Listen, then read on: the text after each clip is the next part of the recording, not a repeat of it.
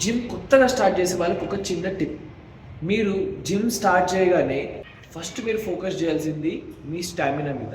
అంటే మీరు ఏదైనా వాకింగ్ చేస్తున్నా, సైక్లింగ్ చేస్తున్నా ఆయాసం రాకుండా ఆ స్టామినా అనేది మీరు ఇంప్రూవ్ అవ్వాలి. అంటే మీరు రెగ్యులర్గా అవి ఫోకస్ చేయండి. ఫస్ట్ బేసిక్గా ఒక నార్మల్ పేజ్లో కార్డియో చేయండి. తర్వాత స్లోగా మీ మొబిలిటీని పెంచుకోండి. అంటే బాడీలో స్ట్రెచింగ్స్ కానీ ఫ్లెక్సిబిలిటీ కానీ ఇంప్రూవ్ అవుతుందనుకో, అప్పుడు మీకు పర్ఫామ్ చేసే మూమెంట్స్ అనేటివి కరెక్ట్ వస్తాయి. ఆ తర్వాత తక్కువ వెయిట్తో మ్యాక్సిమం ఒక 20-25 రెప్స్ అనేటివి ట్రై చేస్తుండండి.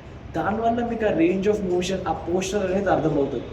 దెన్ ఒక 15 డేస్ 20 డేస్ ప్రాసెస్ ఇది. మీరు మెల్లిమెల్లిగా అన్నీ అర్థమైనప్పుడు దెన్ మీ మెయిన్ పార్ట్ ఏదైతే ఉంటుందో జిమ్లో స్టార్ట్ చేసేది, అది స్టార్ట్ అవుతుంది. సో జిమ్కి వెళ్ళగానే అన్ని వర్కౌట్స్ చేయాలి.